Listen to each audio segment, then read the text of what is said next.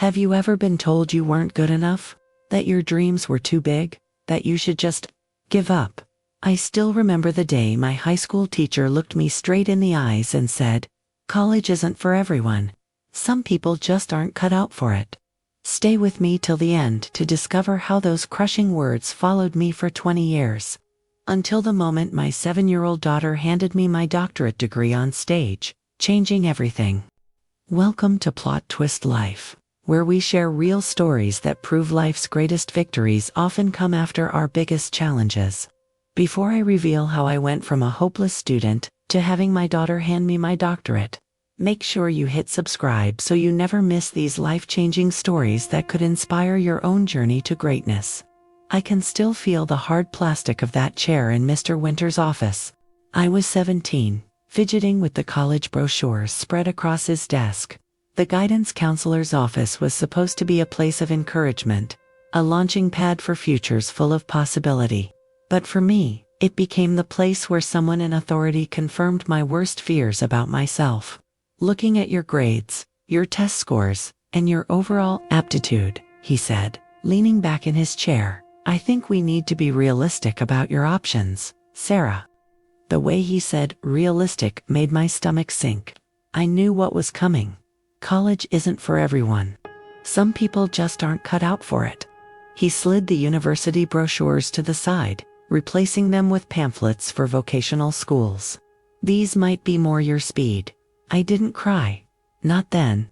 I sat there, nodding, thanking him for his time like I'd been taught to respect adults who knew better than me. But something inside me shattered that death of fragile belief that maybe, just maybe, I could be more than what others saw in me. You see, I'd always been the kid who had to work twice as hard to get half as far. Dyslexia wasn't as well understood back then. Words jumbled on pages, numbers twisted and turned, and tests became exercises in anxiety rather than demonstrations of knowledge. By high school, I'd internalized the sideways glances and subtle sighs from teachers who thought I wasn't trying hard enough. Mr. Winters was just the first one brave enough or cruel enough to say out loud what others had implied. That night, I finally cried. Sitting on the edge of my bed, I told my mom what had happened. I expected sympathy, maybe anger at Mr. Winters. Instead, she sat down beside me, her hands calloused from years of cleaning houses to support us after Dad left. "Sarah," she said, her voice steady, "that man doesn't know you. He doesn't know what you're capable of." "But Mom," I whispered, "what if he's right? What if I'm just ... not smart enough?" She took my face in her hands, then, the way she used to when I was little. "Listen to me. Being smart isn't just about how fast you read or how easily you remember facts. It's about how you think, how you solve problems, how you see the world differently than others.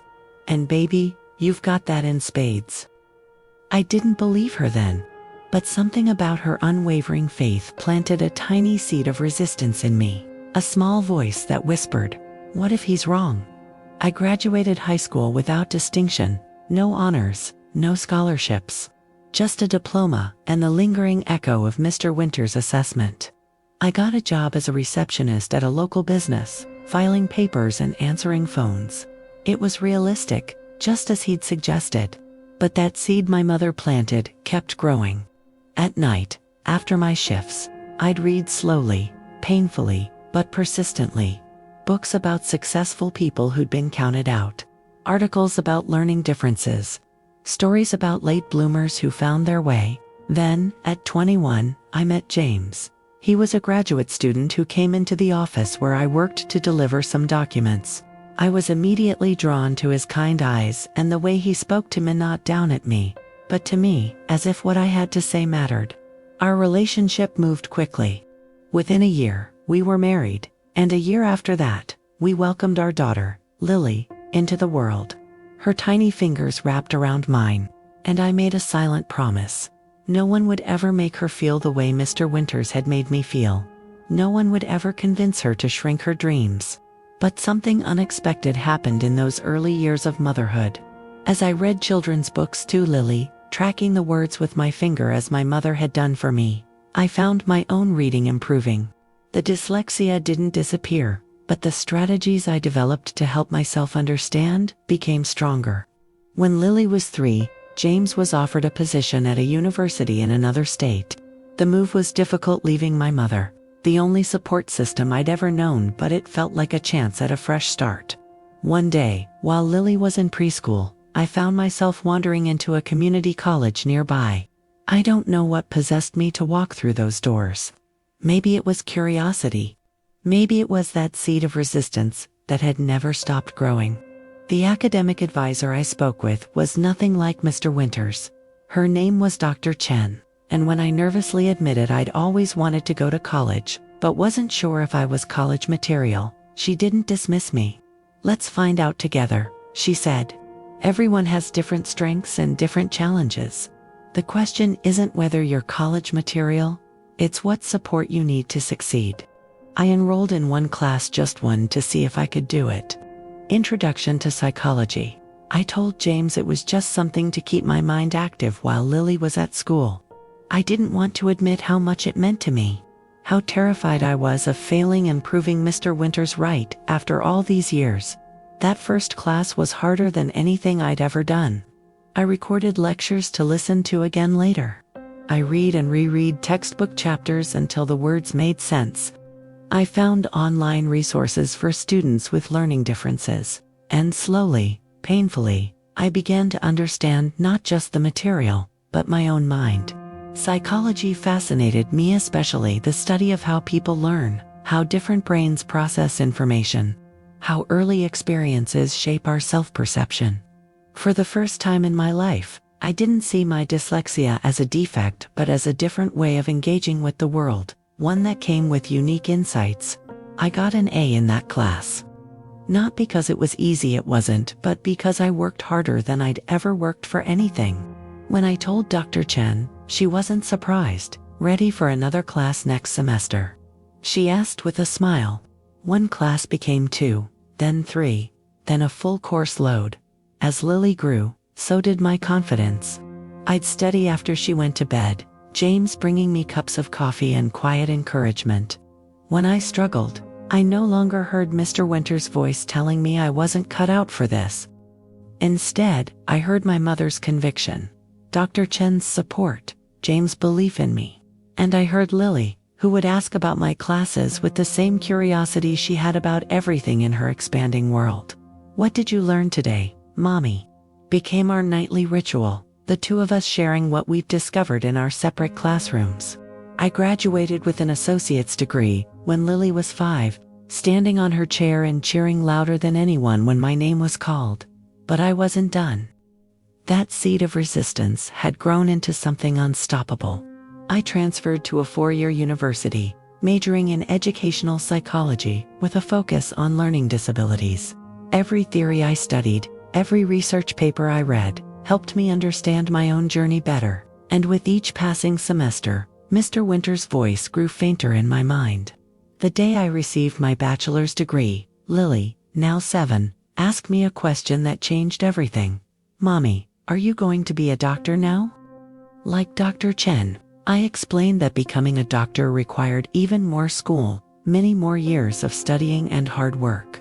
"But you can do it," she said, with the simple certainty of a child who had never been told she couldn't.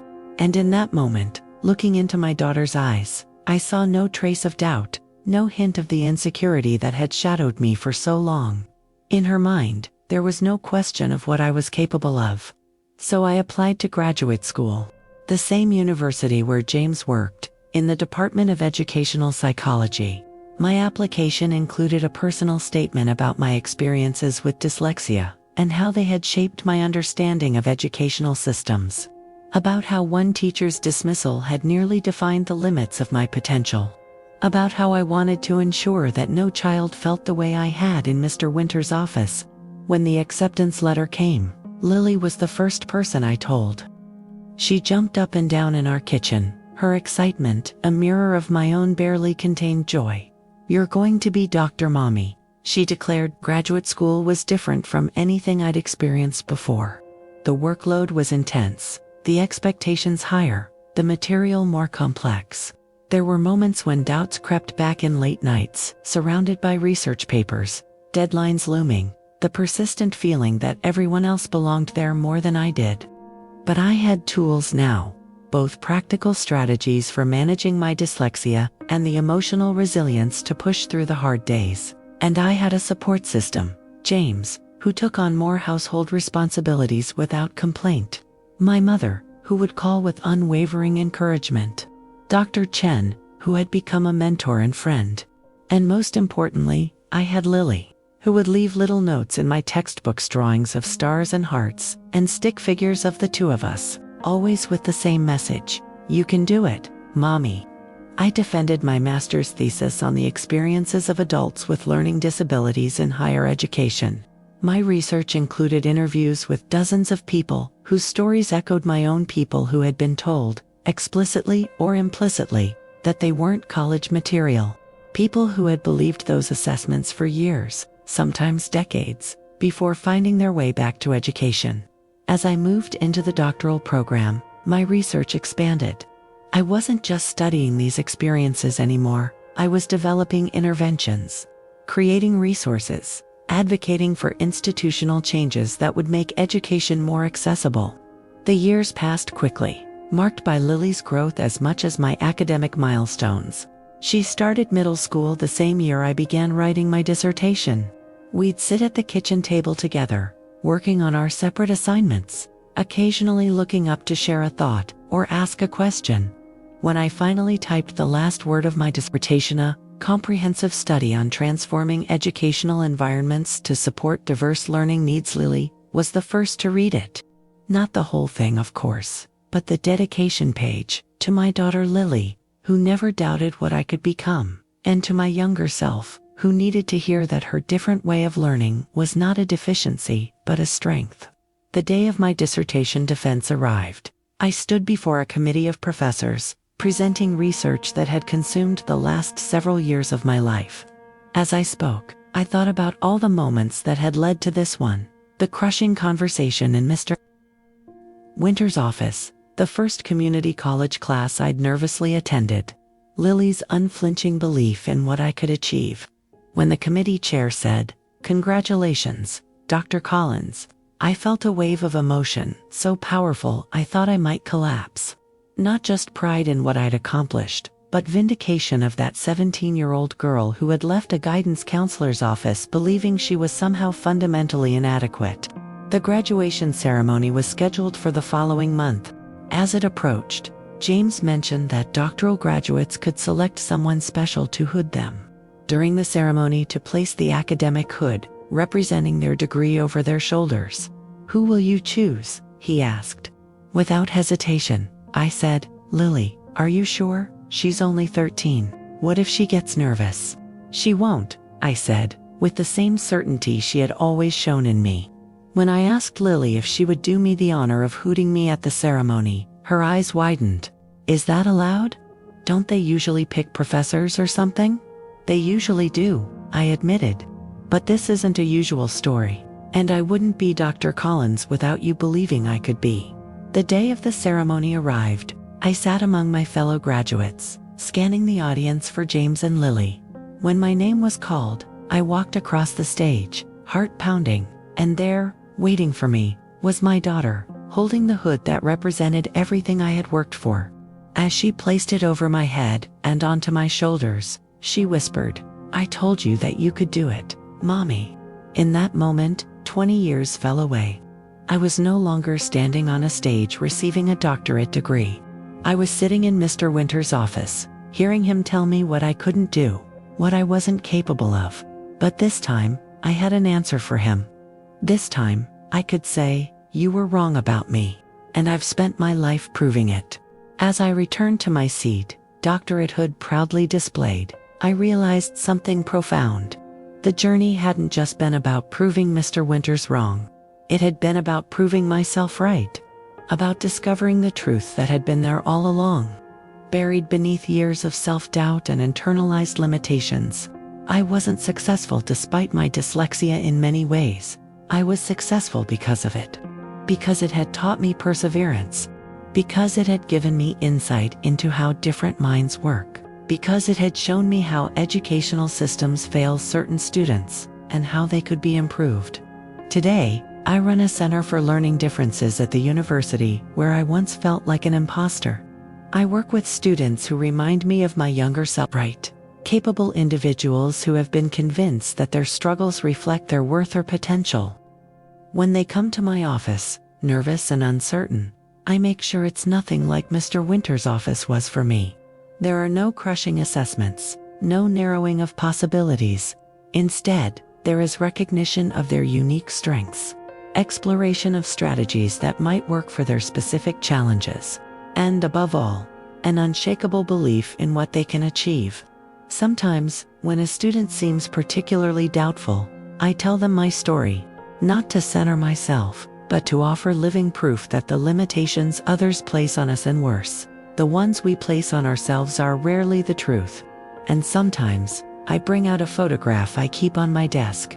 It's from graduation day, Lily placing the doctoral hood over my shoulders, both of us beaming with a joy so pure it still brings tears to my eyes when I look at it. This, I tell them, is what's possible when you refuse to let someone else define your potential. Lily is in college now herself, studying neuroscience with plans to go into research on learning and memory. When people ask if she was inspired by my journey, she always laughs and corrects them. My mom didn't need inspiration from me. She says she just needed someone who could see her clearly, without the limitations others had placed on her. I was just lucky enough to be that person. But she's wrong about one thing. I did need inspiration from her. Her unwavering belief showed me what was possible when someone looks at you and sees not what you are, but what you could become. Mr. Winters told me what I couldn't do. My daughter showed me what I could, and in the end, it was my daughter who literally placed my doctorate in my hands. That's the power of belief, not just in ourselves, but in each other. It can overcome years of doubt, educational barriers, and the voices that tell us we're not enough. It can transform a struggling student into Dr. Collins. It can turn the words, "You'll fail," into a story of spectacular success. That moment when my daughter placed my doctoral hood over my shoulders wasn't just the end of my educational journey, was the beginning of my mission to ensure no student ever feels the way I did in Mr. Winter's office. I'd love to hear your story. Have you ever been underestimated? Did someone believe in you when you couldn't believe in yourself? Share your experience in the comments below. If this story resonated with you, hit that subscribe button to join our Plot Twist Life community. Every week, we share stories that prove life's greatest plot twists often come when we refuse to accept the limitations others place on us. And if you want to see another powerful story about overcoming obstacles in education, check out the video linked in the first pinned comment. It's about a student whose learning difference led to a groundbreaking discovery that's changing lives today. Remember, your story isn't written by those who underestimate you, it's written by those who believe in you, and most importantly, by you yourself. I'm Dr. Sarah Collins, and I'll see you in the next Plot Twist Life video.